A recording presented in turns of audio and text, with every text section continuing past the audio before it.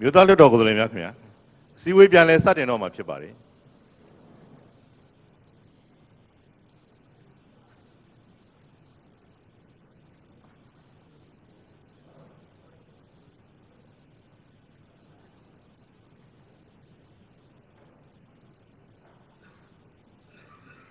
မြို့သားလွှတ်တော်ခါကြီးကြောက်လာပါပြီခင်ဗျာ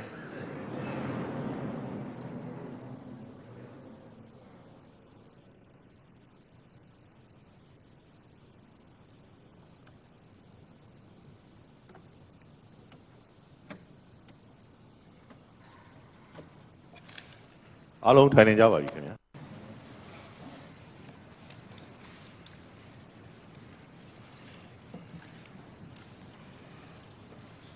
စီစဉ်73ကိုဆောင်းရမှာဖြစ်ပါတယ်မြို့သားလွှတ်တော်ကိုယ်စားလှယ်များခင်ဗျာရခိုင်ပြည်နယ်မဲဆန္ဒနယ်အမှတ်1မှဒေါက်တာအေးမောင်က2012ခုနှစ်ဇွန်လအတွင်းရခိုင်ပြည်နယ်၌ဘင်္ဂလီစုပူမှုကြောင့်ဖြစ်ပွားခဲ့သည့်ပဋိပက္ခများပေါ်ဆင်ခြင်သုံးသပ်ပြီးနယ်တော်၏အချုပ်အခြာအာဏာတည်တံ့ခိုင်မြဲရေးအတွက်နေဆက်လုံခြုံရေးနယ်မြေအုပ်ချုပ်ရေးနှင့်လူဝင်လူတဲ့စီမံခန့်ခွဲရေးဆိုင်ရာမဟာဗျူဟာမြောက်ရေတိုရေရှည်အထူးအစီအမံတို့ဖြင့်ဦးစားပေးဆောင်ရွက်ရတဲ့ဆက်လက်တဲ့အဆိုတရားတင်သွင်းလိုကြောင်းမြို့သားလွှတ်တော်သို့ပေးပို့ထားပါတယ်ဒေါက်တာအေးမောင်အဆိုတင်သွင်းမှုဖြစ်ပါတယ်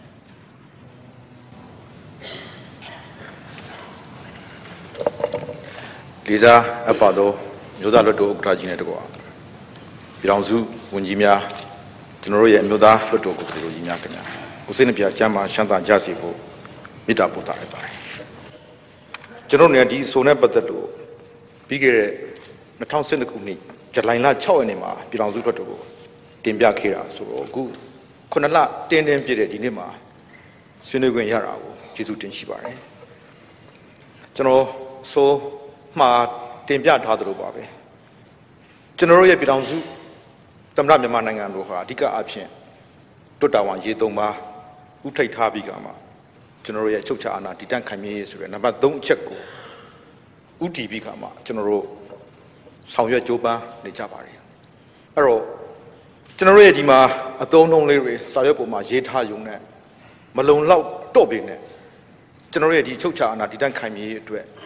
အဓိကအရေးကြီးတဲ့ပြည်ထောင်စုမပြိုကွဲရေးတိုင်းသားစည်းလုံးညီညွတ်မှုခိုင်မြဲရေးအတွက်အချင်းချင်းဖြစ်နေကြတဲ့ပြည်တွင်းပဋိပက္ခတွေကိုရပ်ဆိုင်းပြီးကမှတကယ့်အရေးကြီးတဲ့အချုပ်ချာအာဏာတည်တံ့ခိုင်မြဲဖို့အတွက်လိုအပ်တဲ့ကဏ္ဍလေးတွေကိုကျွန်တော်ရဲ့တနက်ပြစ်ဖောက်မှုတစ်ခုမှမလုပ်ရဘဲနဲ့ဆုံးရှုံးသွားမယ့်ကဏ္ဍလေးတွေကိုသတိပြုဖို့သတိမူမိဖို့အရှင်ရောက်ပြီဆိုတာလေးနဲ့ကျွန်တော်ဒီအဆိုကိုရည်ရွယ်ချက်ပေါင်းများစွာနဲ့တင်ပြခြင်းဖြစ်ပါတယ်။ဒီအဆိုနဲ့ပတ်သက်လို့ဥက္ကဋ္ဌကြီးခင်ဗျာကျွန်တော်ကဏ္ဍ3ခုခွဲပြီးတင်ပြခြင်းပါတယ်။နံပါတ်1ကတော့ဖြင့်ဘာကြောင့်ဖြစ်ရတယ်လဲဆိုတဲ့ root cause ပါ။ကျွန်တော်လေ့လာသုံးသပ်ပြီးခါမှာအချက်9ချက်လောက်ကိုတွေ့ပါတယ်။ဒါကြီးကိုမှီပြီးခါမှာနောက်ဖြစ်ပွားလာနိုင်တဲ့အချက်4ချက်လောက်ကိုကျွန်တော်သုံးသပ်တင်ပြထားပါတယ်။ပြီးတဲ့အခါမှာရေတိုရေချေနဲ့ပတ်သက်လို့နိုင်ငံတော်ရဲ့အချုပ်အခြာအာဏာကိုသုံးသပ်တဲ့အခါမှာထည့်သွင်းစဉ်းစားပေးဖို့အတွက်ကျွန်တော်အချက်12ချက်လောက်ကိုကျွန်တော်အကြံပြုတင်ပြရင်းနဲ့ဒီဆိုကိုကျွန်တော်တင်သွင်းရခြင်းဖြစ်ပါတယ်။အဲ့တော့ပထမကျွန်တော်ဒီဖြစ်ပွားရတာနဲ့ပတ်သက်လို့အခြေခံပင်မအကြောင်းရင်းတွေကိုကျွန်တော်9ချက်လောက်သုံးသပ်ထားတာကိုတင်ပြခြင်းပါတယ်ဒီကြောက်နေမို့ဖြစ်စဉ်ပြီးတဲ့နောက်မှာပြီးခဲ့တဲ့ကာလမှာသိကြပြီးတဲ့အတိုင်းတောင်ကုတ်မှာဖြစ်ပွားခဲ့ပါတယ်တောင်ကုတ်ဖြစ်စဉ်ကိုမူတည်ပြီးကမှကျွန်တော်ရဲ့နေဆက်ဒေသဖြစ်တဲ့မောင်တိုးဂျွန်လာရှေ့နေမှာစပြီးတော့ဖြစ်ပွားတဲ့ဖြစ်စဉ်ဟာစစ်တွေကိုကူးဆက်အဲ့ဒီနောက်မှာစစ်တွေရတိတောင်ကြောက်တော်ပေါက်တော်စသဖြင့်ဒေသတော်များများမှာဘင်္ဂလီနဲ့ခုနရခိုင်ပဋိပက္ခတွေဟာဖြစ်ပြီးကမှအခုဆိုရင်ဒုတိယလှိုင်းဖြစ်တဲ့အောက်တိုဘာဖြစ်စဉ်ကူးဆက်သွားပါပြီ။နောက်တတိယမဖြစ်ဖို့အတွက်တည်ငြိမ်အေးချမ်းမှုကိုစ조사တည်ဆောက်နေကြတဲ့ကာလမှာအခုလို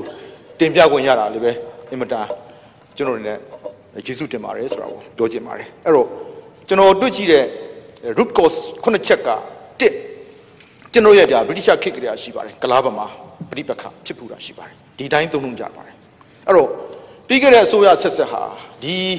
ဘင်္ဂလီပြဿနာသူသဖြင့်ရခိုင်တွေနဲ့ပတ်သက်တဲ့နိုင်ငံရေးပြဿနာကိုထိန်းညှိလိုတဲ့အခါမှာဘင်္ဂလီပြဿနာနဲ့ထိန်းညှိတဲ့အဆင့်ကရှိခဲ့ပါတယ် ဒါဟာလည်းပဲကျွန်တော်တို့ရဲ့သမိုင်းအားဖြင့်မှားတယ်ပထမအမှားတစ်ချက်လို့ကျွန်တော်တို့သုံးသပ်ပါတယ်။ Now တိတဲ့အတိုင်းမှာနေဆက်ဒေသဆိုတာကျွန်တော်တို့ရဲ့ပြည်ထောင်စုရဲ့တဏ္ဍာလျားမှာအင်မတန်ကျေပြန့်တဲ့အခါမှာလူဝင်လူထွက်ကအစလုံခြုံရေးအစုံအကုန်လုံးကိုကျွန်တော်တို့စီမံခန့်ခွဲနိုင်မှုအားနည်းချက်ရှိကြတဲ့အခါမှာဒီလူဝင်မှုကြီးကြပ်ရေးအပါအဝင်သက်ဆိုင်တဲ့ဒေသအာဏာပိုင်စစ်စင်ရဲ့ကျွန်တော်တို့ဒီလက်ပေးလက်ယုံမှုအဂတိလိပ်စာမှုစတဲ့ကျွန်တော်တို့ရဲ့ဒီ mismanagement နဲ့ကျွန်တော်တို့ရဲ့ဒီတရားမဝင်ဘင်္ဂလီတွေခိုးဝင်လာတာကိုမတားဆီးနိုင်တာတွေနောက်ဘင်္ဂလီတို့ရဲ့မမှန်မကန်နိုင်ငံသားဖြစ်လို့မှုဆိုတဲ့ဥစ္စာကိုနိုင်ငံသားအဖြစ်ရယူနိုင်ခဲ့တဲ့အထိစီမံခန့်ခွဲမှုဟာကျွန်တော်တို့တရားဥပဒေစိုးမိုးဆိုင်ရာအားနည်းချက်တွေကြောင့်ကျွန်တော်တို့ဒီဘင်္ဂလီဥယျာဉ်ကြောက်ခမန်းလေးတိုးတက်လာတယ်လို့ကျွန်တော်တို့သုံးသပ်တယ်။အဲ့ဒီသုံးသပ်ချက်ဟာလည်းပဲဒုတိယအကြောင်းရင်းတစ်ခုလို့ကျွန်တော်တို့သုံးသပ်ပါတယ်။ Now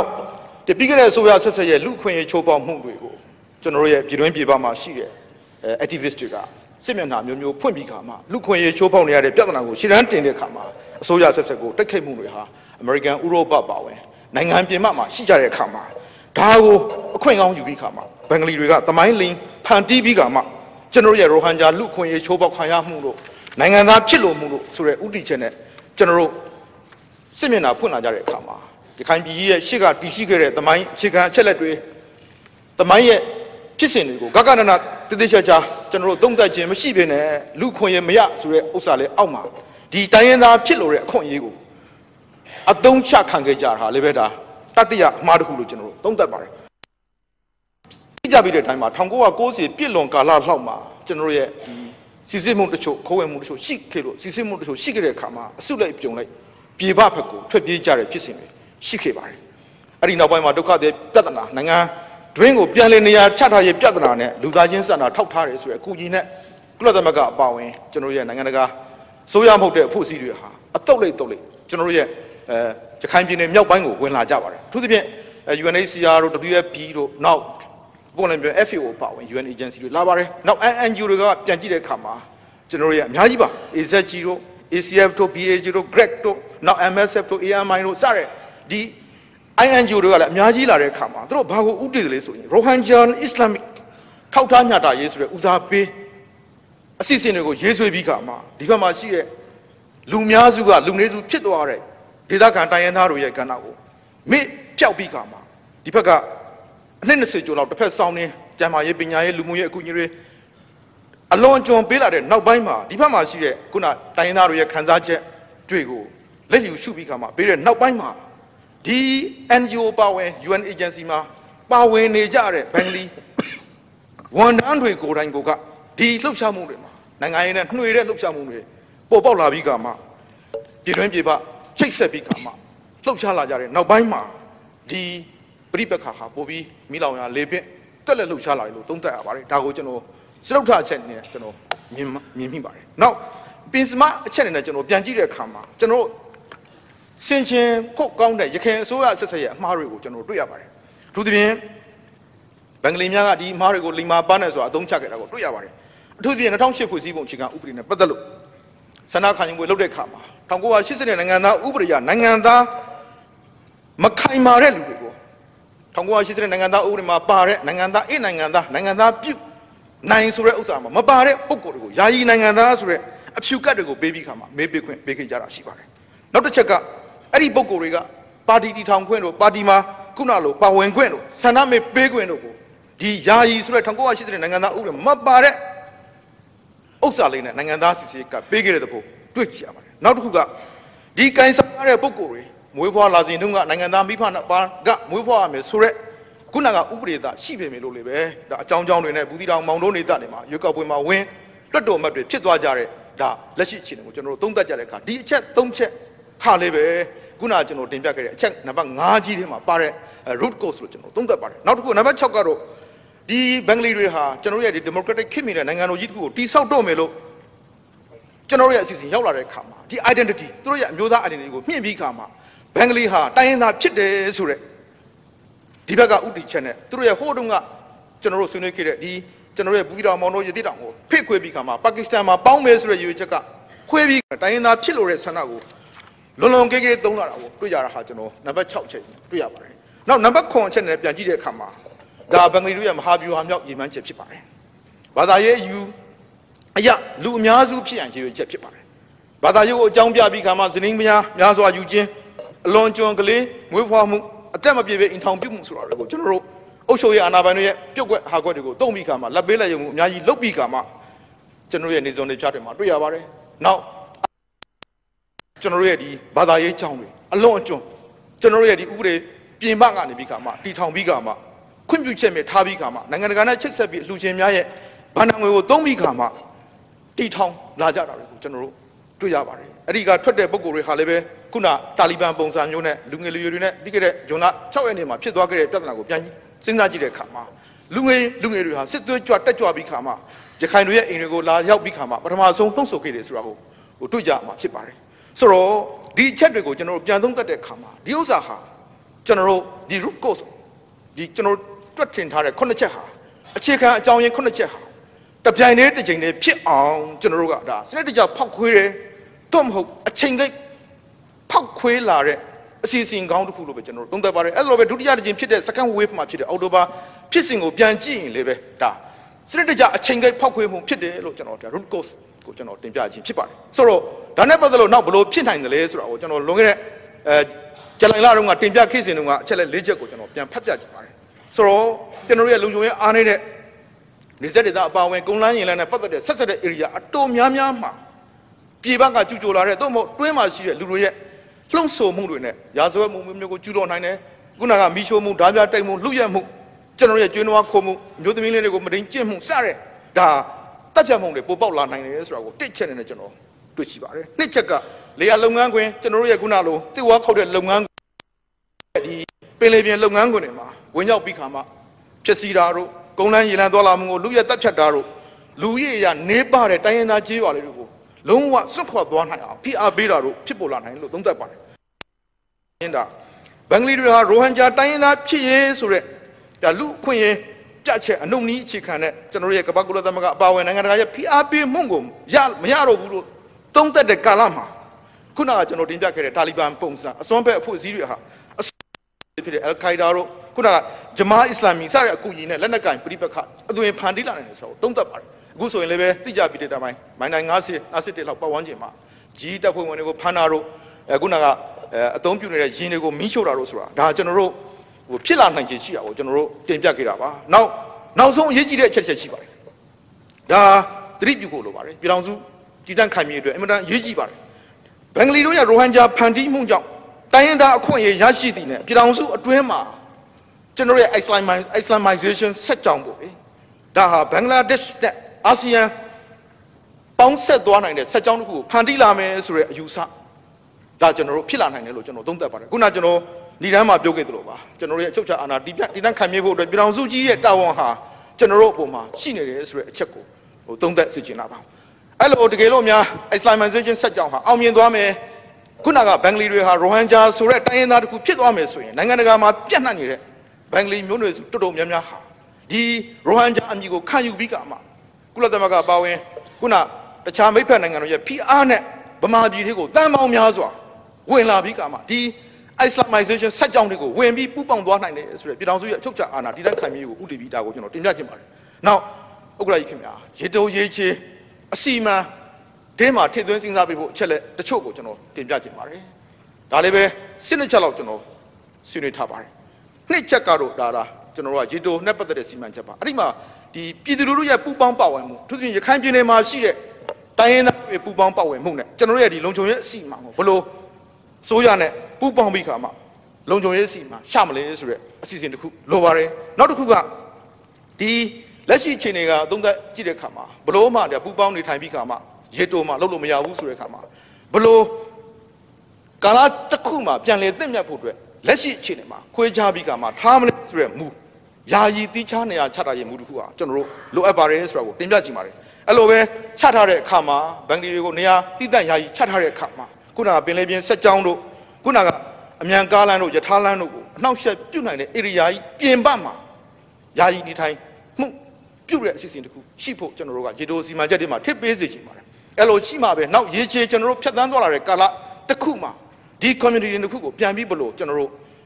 ညှိနှိုင်းနိုင်ပေမဲ့ပူးပေါင်းနေနိုင်မှုရအောင်ဆောင်ရွက်မလဲဆိုတဲ့ဒုတိယဒါရေချေစီမံချက်မှာထည့်သွင်းဖို့ဖြစ်ပါတယ်နောက်ကျွန်တော်ခုန တင်ပြခဲ့တဲ့အစီအမံထဲမှာထည့်သွင်းပေးစေလို့တဲ့အချက်ထဲမှာရေးချေနေတဲ့ကျွန်တော်စစ်ချက်လောက်ကိုကျွန်တော်ဆွေးထားပါတယ်တစ်ချက်ကတော့ရင်ဒါနေဆက်တစ်ချောင်းမှာနှစ်ပေါင်းများစွာရေးချေနေထိုင်လာခဲ့တဲ့ကျွန်တော်ရဲ့တိုင်းသားကြေးရွာများကျွန်တော်ရဲ့ထာဝရတည်တံ့ခိုင်မြဲမှုအမှန်တန်ရေးကြည့်ပါတယ်အဲ့တော့ဒီတည်ရှိနေတဲ့ကြေးရွာတွေတည်တံ့ခိုင်မြဲဖို့အတွက်ကျွန်တော်တို့ဘယ်လိုလုပ်ရမလဲရခိုင်ပါဝင်တိုင်းရင်းသားကြေးရွာများဟာကျွန်တော်တို့ရဲ့မောင်တို့နေဆက်ဒေသတစ်ချောင်းမှာရှိကြပါတယ်ဒီကြေးရွာတွေတည်တံ့ခိုင်မြဲမှပဲကျွန်တော်တို့ရဲ့အချုပ်အခြာအာဏာတည်တံ့ခိုင်မြဲမယ်ဆိုတဲ့ယူဆချက်နဲ့ဒီကြေးရွာတွေအင်အားကောင်းပြီးခါမှာတောင့်တင်းခိုင်မာဖို့ရွာကြီးတွေဖြစ်ဖို့အင်ဂျင်200 300လောက်ရှိတဲ့ရှေ့တန်းစံပြရွာကြီးများဖြစ်စနစ်တကျတီထောင်ပေးဖို့ဆိုတဲ့အစိုးရရဲ့မူတစ်ခုရှိဖို့လိုပါတယ်ရှေ့တန်းခံစိတ်ကြောင်းအတွက်ပါနောက်မေယူရိုမရဲ့အနောက်ဘက်ချမ်းအရှေ့ဘက်ချမ်းဆိုတာရှိပါတယ်အနောက်ဘက်ချမ်းမှာ2 မိုင်ကွာဝေးတဲ့နေရာတိုင်းမှာကျွန်တော်လက်ရှိတိဆောက်ပြီးသားကြေးရွာတွေအပြင်ကျွန်တော်ရဲ့ပထဝီစက်ကြောင်းအရပထဝီနိုင်ငံရဲ့အားသာချက်အရကျွန်တော်ရဲ့ခုနကျွန်တော်ပြောခဲ့တဲ့အခြေဝန်းကိုမှီပြီးထုတ်ကမှာခုနတိုင်းရင်းသားကြေးရွာကြီးများကိုအင်ဂျင်200 300လောက်ကျွန်တော်ဖြစ်နိုင်အောင်စုစုစီစီနဲ့ဥမာစစ်ပြန်စစ်မှုထမ်းတွေရေအငိမ့်စားတွေနိုင်ငံဝန်ထမ်းအငိမ့်စားတွေနဲ့ဒီဘက်မှာရှိတဲ့တခြားတိုင်းရင်းသားတွေဟိုမှာရှိတဲ့ရခိုင်ဒေသခံတွေနဲ့ပူးပေါင်းပြီးကမှဒီဒေသမှာရွာကြီးတွေဖြစ်အောင်စက်ကြောင်းတစ်ခုတည်းမှာ2 မိုင်ကွာဝေးတိုင်းမှာတိုင်းရင်းသားစံပြကြေးရွာတွေကိုဘလို့တီထောင်မလဲဆိုတဲ့ဥတီချက်လေးတစ်ခုနဲ့ဒါရှေ့တန်းစံပြကြေးရွာတွေကိုတီထောင်ဖို့လိုအပ်တယ်ဆိုတာကိုကျွန်တော်ရည်ရှိနေတဲ့တင်ပြခြင်းပါတယ်အဲ့ဒီမှာမေယူရိုးမရဲ့မေယူတောင်ဆွေရဲ့အနောက်ဘက်ချမ်းကိုလို့တို့အရှေ့ဘက်ချမ်းနဲ့ပတ်သက်လို့အငူမော်ဒီဘက်ကဘူးတီတောင်အငူမော်ဟိုဘက်ကမောင်တိုးလမ်းကြောင်း2 ခုလုံးဟာစစ်နေရာသည်တွားလို့ရတယ်ကားတွားလို့ရတယ်ကြီးမားစွာသောဝန်ကိုတင်လို့တွားလို့ရတဲ့တရားတွေလမ်းတွေဖြစ်နေဖို့လုံခြုံမှုစီရအင်မတန်လိုအပ်တယ်လို့တင်ပြခြင်းပါတယ်အဲ့တော့ဒီလိုရွာကြီးတွေကိုဖန်တီးတဲ့အခါမှာဒီရွာမှာရှိတဲ့တိုင်းရင်းသားကြေးရွာတွေရေရှည်တည်တတ်ခံနေဖို့အတွက်ကျွန်တော်အချက်တစ်ချက်တင်ပြခြင်းပါတယ်အလောက်ကိုင်းခွင်လန်းတဲ့စက်ပုံစုံစီမံကိန်းတွေကိုဖန်တီးပြဖို့လိုပါတယ်အဲ့ဒီရွာကြီးတွေမှာရခိုင်ပါဝင်တိုင်းရင်းသားတွေခုနစစ်ပြန်စစ်မှုနာအဟောင်းတွေနေတဲ့ရွာကြီးတွေမှာနတ်တလာရွာကြီးတွေမှာနေတဲ့ကျွန်တော်ရဲ့တိုင်းရင်းသားတွေရေရှည်တည်တတ်ခံမြဲစွာနဲ့ဒီမှာအလောက်ကိုင်းအခွင့်အလမ်းတွေနဲ့အသက်မွေးဝမ်းကြောင်းပြုတ်ပြီးခါမှကျွန်တော်တို့ခံစစ်ကြောင်းနေနဲ့နေနိုင်ဖို့အတွက်လေယာလုပ်ငန်းခွင်ဆိုတာ catch cropping ဖြစ်ဖို့လိုပါတယ်ကျွန်တော်ရဲ့ရွေးချယ်စိတ်ပြိုးနိုင်ခွင့်ရှိတဲ့လေယာလုပ်ငန်းခွင်ရေလုပ်ငန်းခွင်မွေးမြူလုပ်ငန်းခွင်အိမ်တွင်းစက်မှုနဲ့မှုလုပ်ငန်းခွင်စသဖြင့်ဒီသူ့ရဲ့ဒီ earning ရဖို့အတွက်စက်မှုနဲ့မှုအထေချုပ်လုပ်ငန်းခွင်စသဖြင့်အသက်မွေးဝမ်းကြောင်းပြုတ်နိုင်ဖို့အတွက်ကျွန်တော်တို့ရဲ့နိုင်ငံတော်ကစီမံကိန်းစီမံချက်တွေချပေးဖို့လိုပါတယ်နောက်ဒီတိုင်းရင်းသားကြေးရွာတွေအကုန်လုံးနဲ့ပတ်သက်တဲ့တရားဥပဒေစိုးမိုးမှုကြေးရွာပြည်သူစစ်နဲ့ဒီကျွန်တော်တို့ရဲ့ရေစခန်းအခြေအနေကိုပြန်လဲမြင့်တင်ပေးဖို့လိုပါတယ်အဲ့ဒီမှာကျွန်တော်ရဲ့ကြေးရွာနဲ့လုပ်ငန်းခွင်လုံခြုံရေးလူထုလုံခြုံရေးအသက်အိုးအိမ်စီးစုနဲ့လုပ်ငန်းခွင်လုံခြုံရေးအတွက်ဒီကြေးရွာသားများကိုယ်တိုင်ပါဝင်တဲ့ကျွန်တော်ရဲ့ဒီပြည်သူစစ်တွေကိုစနစ်တကျကျွန်တော်ရဲ့ဒီစေဥပဒေများနဲ့အငြိမ်လက်နက်ကန်ဥပဒေနဲ့အငြိမ်ကျွန်တော်တို့ဖွဲ့စည်းတည်ထောင်ပေးဖို့လိုပါတယ်နောက်မေယူရိုမရဲ့အနောက်ဘက်ချမ်းတစ်6လုံးမှာ10 မိုင်သို့မဟုတ်10 မိုင်ကွာဝေးတိုင်းကျွန်တော်တို့ကရေစခန်းတစ်ခုခိုင်ခိုင်မာမာတိဆောက်ပြီးခါမှာစက်ကြောင်းကြီးကိုတရားဥပဒေစိုးမိုးမှုအတွက်ဒါဆောင်ရွက်ဖို့လိုပါတယ်နောက်တစ်ခုကဒီနေဆက်တစ်6ဟာအမှန်တန်ရေးကြည့်ပါတယ်ကျွန်တော်တို့နေဆက်တစ်6ရဲ့လုံခြုံရေးကိုကျွန်တော်တို့မစ်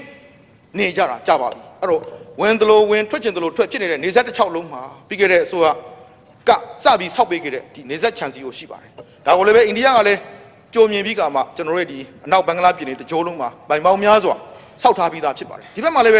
ဲကျွန်တော်တို့ရဲ့နေဆက်တစ်6ကိုပြန်ဆောက်နေတဲ့ကာလမှာဒီတက်ခိုင်ခန့်ဖို့အချိန်မရွေးကျွန်တော်တို့ကနေဆက်နဲ့ပတ်သက်တဲ့ခြံစည်းရိုးမှာစစ်ဆေးနိုင်ဖို့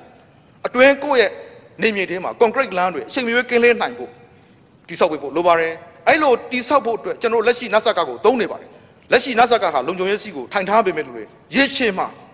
ကျွန်တော်တို့ခုနလိုအထူးရေနေဆက်တဲ့နဲ့ပတ်သက်တဲ့အထူးရေလုံခြုံမှုအဖွဲ့တစ်ခုဟာဒီနေရာမှာကျွန်တော်တို့ကြက်ကြက်မတ်မတ်နဲ့ဒါလုံခြုံရေးတတိနဲ့ထားပေးဖို့လိုပါတယ်အဲ့ဒီနေဆက်တဲ့လုံခြုံရေးအထူးအဖွဲ့အစည်းရဲ့အောက်မှာဒါကျွန်တော်တို့ရဲ့ရှေ့လျားတဲ့ကျွန်တော်ရဲ့ပင်လယ်ပြင်ကြီးကိုကာကွယ်နိုင်ဖို့ cost ကားလိုဟာမျိုးပင်လယ်ပြင်ထူးရေးတပ်ဖွဲ့လိုဟာမျိုးရှိဖို့လိုပါတယ်နောက်ခုနတိုင်းသားကြေးရွာတွေအားလုံးဟာလည်းပဲပြည်သူလူထုပူးပေါင်းပါဝင်မှုရှိတဲ့ပြည်သူစစ်အဖွဲ့တွေကိုခုနနေချားဒေသကိုစောင့်တဲ့အထူးရဲ့အောက်မှာထိန်းချုပ်မှုနဲ့ထားပေးမယ်ဆိုရင်ကျွန်တော်ရဲ့အတွင်းစည်းလုံခြုံမှုကြပါအတွင်းစည်းရဲ့အပြင်ဘက်မှာတပ်မတော်အနေနဲ့ဥမာဘလူးနေပြီဖြစ်တာတော့ free gate တို့ဝေတာတို့ရင်ကုန်သင်္ဘောဝေတာတို့ကတပ်မတော်ရဲ့အင်အားကိုရှစ်ဖို့ကနိုင်ငံတော်ရဲ့အချုပ်အခြာအာဏာကိုရှစ်ဖို့အတွက်ကျွန်တော်တို့ကအစီအမံထောက်ခံပါတယ်အဲ့တော့ဒီအတွင်းစည်းပြင်စည်းထဲမှာခုနလိုတပ်မတော်ကဏ္ဍဒီဘက်ကပြည်သူတွေပူးပေါင်းပါဝင်တဲ့ကဏ္ဍကိုကျွန်တော်တို့တသိရှိထင်ကြီးနိုင်မယ်ဆိုရင်တရားဥပဒေစိုးမိုးရေးတည်တံ့ခံမြင့်နဲ့ကျွန်တော်ရဲ့တည်တံ့ခံမြင့်နဲ့ကျွန်တော်ရဲ့အချုပ်အခြာအာဏာတည်တံ့ခံမြင့်ကိုတစုံတစ်ခုတန်းတာဒီကျွန်တော်တို့ဖြစ်စည်းပေးနိုင်မယ်လို့ယူဆပါတယ်အဲ့ဒီဒေသနောက်ပိုင်းမှာကျွန်တော်ရဲ့ဒီ1980နိုင်ငံသားဥပဒေကို ပြန်လေအသက်ဝင်ဖို့ကျွန်တော်တို့စူးစမ်းဖို့လိုပါတယ်အဲ့တော့ဘင်္ဂလီများပြန်ကြည့်တဲ့အခါမှာကျွန်တော်တို့ရဲ့တိုင်းဒေသကြီးပြည်နယ်အချို့မှာမြို့နယ်သင်္ကေတတွေကိုယူပြီးကမှမြန်မာမွတ်စလင်လူမျိုးအဖြစ်နောက်အချို့ကကမန်တွေကတခါဘင်္ဂလီတွေကတခါကမန်အဖြစ်လူမျိုးပြောင်းပြီးခါမှနိုင်ငံသားစစ်ဆေးရေးကတ်တွေကိုနီးမျိုးမျိုးနဲ့ရယူနေတာကိုတွေ့ရပါတယ်ဆိုတော့ဒီကိုင်ဆောင်ထားတဲ့နိုင်ငံသားမဟုတ်တဲ့ဖြစ်ခွင့်မရှိတဲ့1900ရှိတဲ့နိုင်ငံသားဥပဒေရနိုင်ငံသားဖြစ်ခွင့်မရတဲ့ပုဂ္ဂိုလ်တွေနိုင်ငံသားစစ်ဆေးရေးကတ်ပြရရှိနေတာကျွန်တော်တို့ကဘလို့စစ်စစ်ဖို့ထုတ်မလဲဆိုတဲ့အထူးဖွဲ့စည်းပေးဖို့လိုပါတယ်ဒါလည်းပဲတရားဥပဒေနဲ့အညီအရေးယူဖို့လိုပါတယ်ပေးတဲ့ပုဂ္ဂိုလ်ရောလက်ခံရရှိတဲ့ပုဂ္ဂိုလ်ကိုရောဒါ80တဲ့နိုင်ငံသားဥပဒေကိုတိတိကျကျအကောင့်တွေဖို့လိုပါတယ်နောက်တစ်ခုကမြန်မာနိုင်ငံသားဥပဒေရတိုင်းရင်းသားမဟုတ်တဲ့နိုင်ငံသားမဟုတ်တဲ့ခုနကအင်းနိုင်ငံသားမဟုတ်တဲ့နိုင်ငံသားပြုခွင့်မရတဲ့ပုဂ္ဂိုလ်တွေအကုန်လုံးကိုနိုင်ငံသားဆိုပြီးကမှသတ်မှတ်ဖွင့်ဆိုထားပါတယ်တော့ဘင်္ဂလီတွေဟာနိုင်ငံသားမြန်မာနိုင်ငံသားဥပဒေရမြည်သည့်အဆင့်နိုင်ငံသားဖြစ်တယ်ဆိုတာကိုဒီ80တဲ့ဥပဒေမှာတိတိကျကျသတ်မှတ်ပေးဖို့လိုပါတယ်တကယ်လို့နိုင်ငံသားဥပဒေဖက်ကမြန်မာနိုင်ငံသားပြုခွင့်ဆိုတဲ့လမ်းကြောင်းကဒီကျွန်တော်တို့ခေါ်တဲ့ဘင်္ဂလီတွေဟာစ조사မယ်ဆိုရင်ကာလတစ်ခုမှာနိုင်ငံသားပြုခွင့်ရပြီးတဲ့အခါမှာကျွန်တော်တို့2008ဖွဲ့စည်းပုံမှာပါတဲ့အခန်း8မှာပါတဲ့နိုင်ငံသားအခွင့်အရေးဆိုတဲ့နိုင်ငံသားတို့ပြည့်ပြည့်ဝဝခံစားနိုင်ခြင်းရှိတဲ့အခွင့်အရေးတွေကိုအပြည့်အဝပေးဖို့ကျွန်တော်တို့စ조사ပေးရမှာဖြစ်ပါတယ်ဆိုတော့ဒီဥပဒေနဲ့ထိရောက်စွာအရေးယူဖို့ကျွန်တော်တို့ဘက်ကတော့ဒါပုံမှန်လည်းလိုအပ်တယ်လို့ကျွန်တော်တို့စီစစ်တင်ပြပါတယ်ခုနလိုရှင်းရှင်းဒီကိုချုပ်ကျွန်တော်ကိစ္စပါဆိုတော့ဒါနဲ့ပတ်သက်လို့ကျွန်တော်တို့နည်းနည်းလေးပါခင်ဗျ3မိနစ်လောက်ပါဟိုကျေးဇူးတင်ပါတယ်အဲ့တော့ကျွန်တော်တို့ရဲ့ဒီလူကြီးပေါက်ဖွားမှုရှိပါတယ်ဒါကိုဘလို့ထိန်းချုပ်မလဲဆိုတာလေးတစ်ခုရှိပါတယ်ဒီဟာနဲ့ပတ်သက်လို့ကျွန်တော်တို့နေဆက်စီကိုလုပ်ပြီးတဲ့အခါမှာ isolation camp တို့နဲ့တကယ်နိုင်ငံသားမဟုတ်တဲ့ပုဂ္ဂိုလ်တွေကိုဘလို့စီစစ်မလဲဘလို့ဒီတန်းချက်ဆန္ဒမှာထားမလဲဆိုတဲ့ဟာလေးကိုလည်းသုံးသပ်ပေးဖို့လိုပါတယ်နောက်တစ်ခုကဒီနေရာမှာဒီလောက်ပေါက်ပွားနေတဲ့လူတွေကိုဘလို့ထိန်းချုပ်မလဲဆိုတဲ့ဒီကျွန်တော်တို့ရဲ့အထူးဒေသနဲ့ပတ်သက်တဲ့ဒီ family planning ကိုဘလို့ချမလဲဆိုတာတစ်ခုကိုထည့်သွင်းပေးဖို့လိုပါတယ်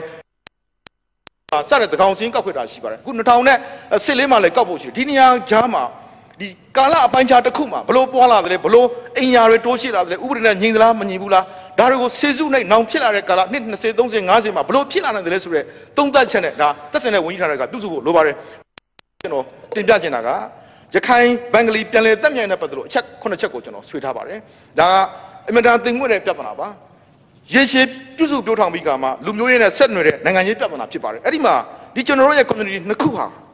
ပညာရေးကျန်းမာရေးစီးပွားရေးနဲ့ပတ်သက်လို့အင်မတန်အဆင့်တန်းနှိမ့်ကျနေတယ်ဆိုတော့ကိုနှစ်ဖက်လုံးကရခိုင်ကရောဘင်္ဂလီကရောဝန်ခံဖို့လိုပါတယ်နောက်အမျိုးသားအကျိုးစီးပွားချင်းအပြန်အလှန်ဆက်ဆက်နေကြတယ်ဆိုတော့လက်ခံဖို့လိုပါတယ်အဲ့တော့ဒီလက်တွေ့က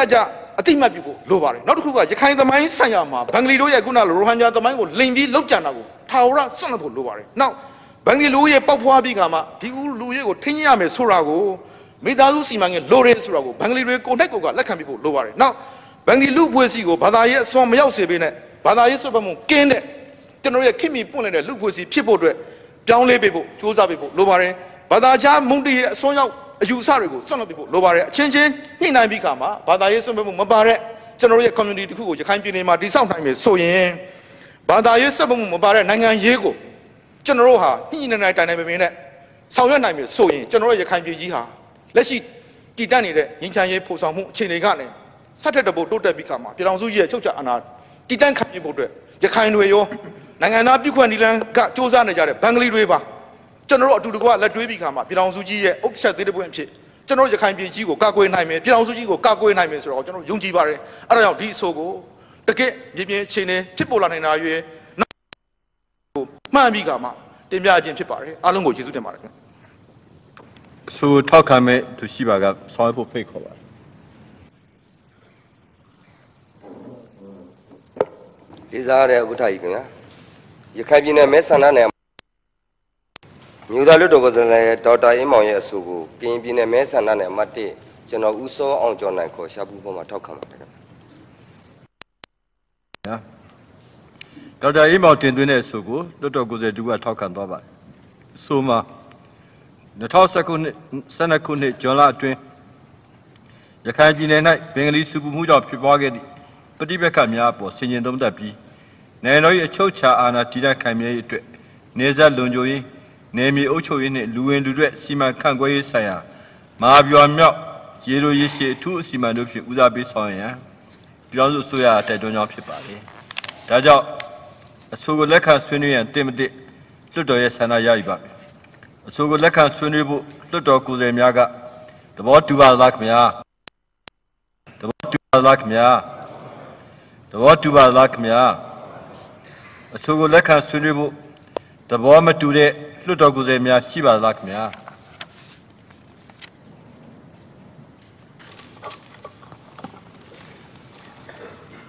ဥက္ကဋ္ဌကြီးခင်ဗျာဒီအဆိုကတင်ထားတာကြာပြီဆိုပေမဲ့လို့လေအခုနေမှာဆွေးနွေးရင်ကျွန်တော်အချိန်နည်းနည်းစောတယ်လို့ကျွန်တော်အနေနဲ့ယူဆပါတရုံကတရားခံလို့မဆုံးဖြတ်ရသေးခင်မှာအဲ့လူကတရားခံပါလို့ပြောရင်တရားရုံးရဲ့ဆုံးဖြတ်ချက်ကိုဆွတ်ဖြတ်ရရောက်တယ်လို့အဆိုရှိပါတယ်ဒီရခိုင်ပဋိပက္ခစုံစမ်းရေးကော်မရှင်ရဲ့အစီရင်ခံစာအခုထွက်မလာသေးပါဘူးဒါနိုင်ငံတော်သမ္မတကြီး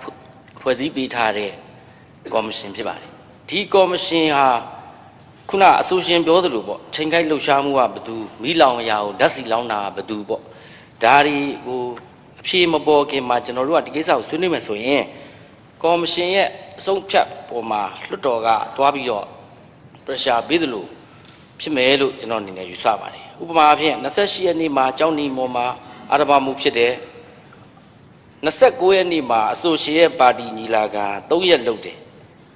3ရက်နေ့မှာမွတ်စလင်ဘာသာဝင်10ဦးတောင်ကုန်းမှာအသက်ခံရတယ်အဲ့ဒီနေ့မှာပဲအဆိုရှင်ရဲ့ပါတီကလူစုလူဝဲနဲ့စစ်တွေအမတ်တီရဲစခန်းကိုဝိုင်းဝန်းအကြမ်းဖက်တယ်ဆိုတော့ချိန်ကိုက်လှုပ်ရှားမှုတွေမီးလောင်ရာဓာတ်စီလောင်းတာတွေဟာဘယ်သူလဲဆိုတာအခုချိန်မှာစုံစမ်းစစ်ဆေးကော်မရှင်ကစုံစမ်းဆဲကာလဖြစ်တယ်ဒါကြောင့်မို့ဒီချိန်မှာကျွန်တော်တို့ကဒါကြီးကိုအားကောင်းမောင်းတန်သွားဆွေးနွေးလိုက်ရင်စုံစမ်းစစ်ဆေးကော်မရှင်အပေါ်မှာ pressure ဖြစ်မယ်ဒါကြောင့်မို့ကျွန်တော်တို့ကဆွေးနွေးဖို့တင့်နေပါတယ်သို့တော့နည်းနည်းစောသေးတယ်ဟိုကော်မရှင်ကအဖြေထွက်လာတဲ့အချိန်ကျမှကျွန်တော်ဆွေးနွေးရအောင်ဘာလို့ဆိုတော့တမနာကြီးကလည်းပြောထားတယ်ဟုတ်လားအသိဝင်လာတဲ့လူတွေအတွက်ကိုတော့လောလောဆယ် UNHCR camp မှာပဲထားပြီးတော့တတိယနိုင်ငံကိုပို့မယ်ဒီကသူ့သဘောထားတွေလည်းပြောပြီးသားဖြစ်တယ်နောက်ပြည်သူ့လွှတ်တော်ဥက္ကဋ္ဌကြီးကလည်းပြောဘူးတယ်ကျွန်တော်တို့ရဲ့လွှတ်တော်ဆွေးနွေးချက်တွေဟာအစိုးရအဖွဲ့ကိုဂျောင်ပိတ်မိတယ်လို့မဖြစ်စေသင့်ဘူးလို့ကျွန်တော်တို့လမ်းညွှန်မိန့်ကြားထားတာရှိပါတယ်ဒါကြောင့်မလို့ဒီကိစ္စဟာလက်တလောအဖြစ်ကျွန်တော်တို့ဆွေးနွေးဖို့တော့သိကောင်းတယ်ဒါဟာမဟာဗျူဟာနီးဗျူဟာဒါတပ်မတော်အစိုးရလက်ထက်ကလေးကဒါကျွန်တော်ဆိုအဲ့မှာ9နှစ်လောက်နေလာတပ်မင်းချောင်းတို့ဘူးတီတောင်မောင်းတော့အဲ့မှာတက်တယ်ရင်တော့နဘခမှာ3ရင်းရှိတာနေခု33ရင်းဖြစ်သွားတဲ့အထိဟိုဒါကျွန်တော်တို့ကရှိအလားလာကြီးမျှော်တွေးပြီးလုပ်တာကျွန်တော်ဆွေးနွေးဖို့လည်းရှိပါတယ်သို့တော့လောလောဆယ်ကျွန်တော်တို့ဆွေးနွေးလိုက်ရင်သမ္မတကြီးဖွဲ့စည်းထားတဲ့ဟလာသမ္မတကြီးဖွဲ့စည်းရထောင်မှလာရခိုင်ပြည်နယ်ပဋိပက္ခလို့ပဲပြောပါတယ်ဒီဘင်္ဂါလီတွေဘာတွေသူမထည့်သေးပါဘူးဒီနေ့ပါတဲ့သတင်းစာထဲမှာလည်းရခိုင်ပြည်နယ်တွင်းဖြစ်ပွားခဲ့သောအခြေအနေရကြောင်းဆိုပြီးတော့မှဒါတူရကီကစံတန်းချင်း1000တူတယ်လို့ဒါအစိုးရအဖွဲ့ကသုံးတဲ့ခေါင်းစဉ်ဖြစ်ပါတ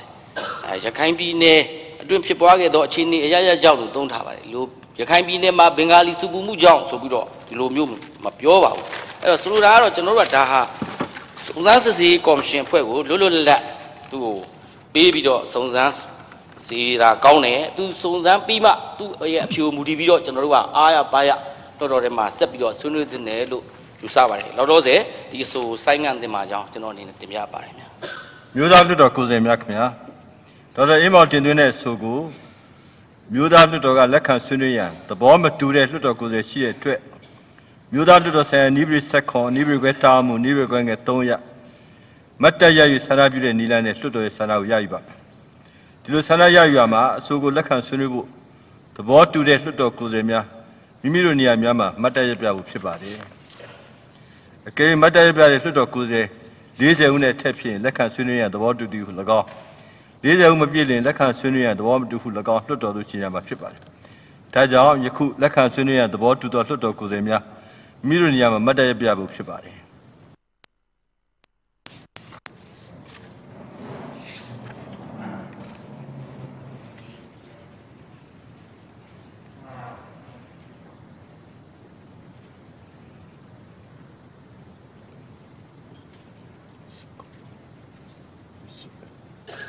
ဆက်ရှိ